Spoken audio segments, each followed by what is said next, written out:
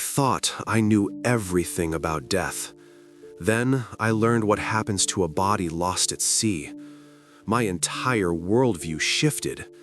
What lies beneath isn't just decay, it's far more shocking and incredibly alive. I've encountered countless stories, yet nothing prepared me for a body's fate at sea.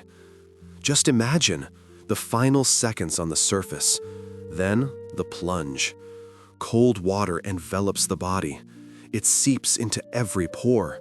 Skin shrivels, hair drifts apart. This isn't a typical burial. There's no soft earth here, only endless blue and profound silence. The body starts its descent, slowly. With each passing meter, pressure builds. It presses on the chest, on every single cell. Air escapes from the lungs. The last bubbles rise towards the light. Meanwhile, the body continues its journey, down into the darkness. Sunlight fades away. It gets bitterly cold. Water temperature plummets, almost to freezing. Muscles lose their firmness. Blood circulation slows. It's no longer just a body. It's a vessel, a mysterious package, falling into a world of unknowns, a place where life and death follow different rules. I discovered this descent is just the start, the beginning of a profound transformation, the dawn of a new cycle. This cycle begins with the ocean's first touch. From the initial splash, the moment the body vanishes from view, and no one truly knows what awaits it in that cold, dark cradle. I always believed death brought peace, but what if I told you? Deep at the ocean floor, no silence awaits. Instead, a grand, horrifying feast begins, one that ignites a new, shocking form of life. There is no peace at the ocean floor. When a body descends, it never goes unnoticed. Down in the eternal darkness, creatures are already waiting. Invisible predators lurk. They can sense their prey from miles away. It's like a dinner bell. For them, a body is a treasure, an enormous reserve of food. The fastest scavengers arrive first. Tiny crustaceans, amphipods. They resemble minuscule shrimp. Thousands, even millions of them. They swarm the body, covering it completely. Then they begin to devour the soft tissues. It looks utterly gruesome, like a living cloud consuming everything. This process unfolds rapidly, within hours, sometimes even minutes. It depends on the depth and how many guests have gathered. Next, deep-sea fish appear.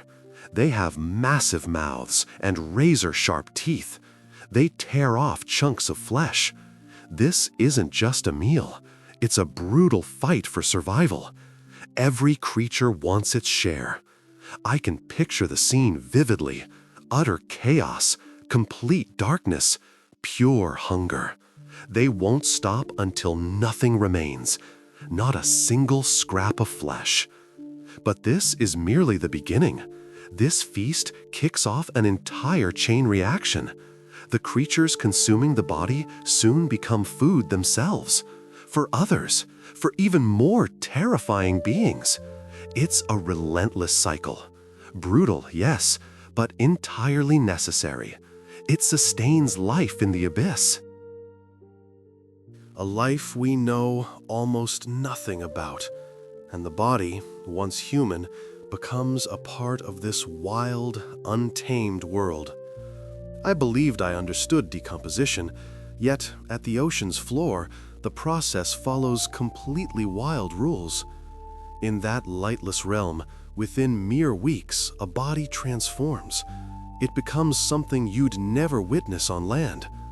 Once the initial guests depart, the work isn't over. The body, now heavily damaged, begins a different transformation. Inside, billions of bacteria get to work. They perform their grisly task. Gases start to form. The body might even float upwards, or it simply bloat like a monstrous balloon. It's a truly unsettling sight. But the strangest transformation occurs at great depths, in the extreme cold, with very little oxygen. The body's fat turns into a waxy substance, a white, solid mass. This is called adipocere. The body becomes statue-like. It can remain preserved for an incredibly long time, for years, even centuries. I discovered this isn't mere decomposition. It's a unique process, a different world, with entirely different rules. After this, once the soft tissues are gone, only the bones remain, strong, white. But even they won't find peace. Bones also have their own scavengers, truly astonishing creatures, like Osedax worms. They resemble feathery plumes. These worms attach themselves to the bones, then they eat them from the inside, slowly dissolving the bone tissue. It's a remarkable dance, a dance of decomposition, where every part of the body plays its unique role. Each step attracts new participants. I've seen the photographs. It's both terrifying and astonishing. The body doesn't merely vanish, it changes, it transforms. It becomes part of something new, part of the ocean itself. This isn't an end, it's a continuation, just in a different form. I witnessed flesh disappear, leaving only bare bones. But what happens to those bones deep below? It completely upends everything we know about life and death. They become the foundation for something truly unexpected. I thought that was the end of it, that after the flesh vanished, only bones would remain, and they would simply lie there. But I was wrong. Even bones don't find peace. They transform into something else entirely, something truly alive. Picture this. At the ocean's deepest point, dark and cold, lies a skeleton. It no longer resembles its former self. It's clean, it's white, but it's far from empty. Life begins to teem around it. It's like a tiny island in a vast watery void. Scientists call this a bone reef. I discovered these bones are food for very specific creatures, those same Osedax worms. They don't just consume the bones, they penetrate deep inside, secrete acid, and slowly, very slowly, they dissolve the bone tissue. This process takes years, even decades. But while they're at work, others gather around them. Tiny crustaceans, crabs, various types of snails. They all flock here. Some eat the worms.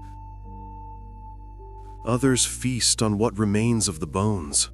It's an entire ecosystem, a complete community, one that thrives on what was once a human. Sea anemones start to grow on the bones, sponges too. They use the skeleton for support as their very home. It's truly astonishing. What was death becomes a beginning, the dawn of a new world, new life itself. I was profoundly moved when I understood this. Nothing truly goes to waste, not even in the deepest, darkest parts of the ocean. I always thought death was the final curtain, but I learned something profound. At the ocean floor, 100% of a human body becomes food. It nourishes thousands of other creatures. This doesn't take years. It happens in mere months.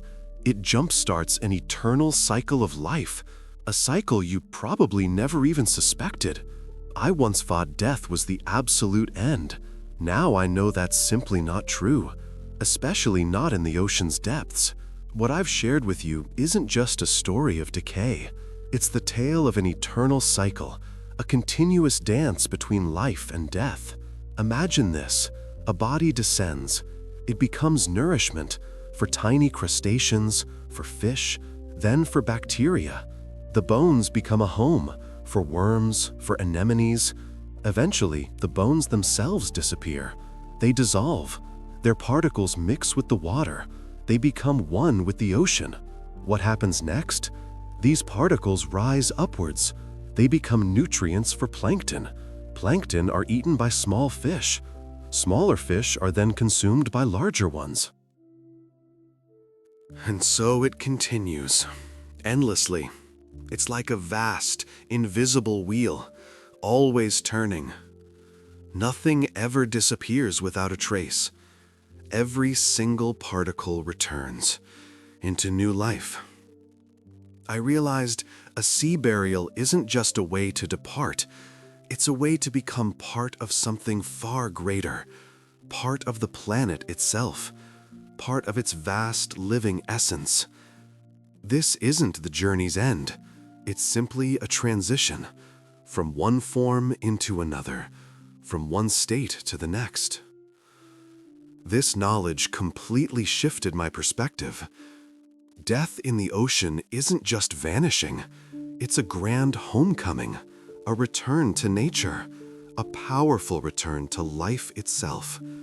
And that, I believe, is the most astonishing and dramatic part of this entire story. I've discovered death is simply a door, a gateway to new, incredible mysteries. If you want to explore more stories like this, stories that will make you rethink everything you know about life and spirit, then subscribe to Mysteries of the Spirit now. And please, give this video a like.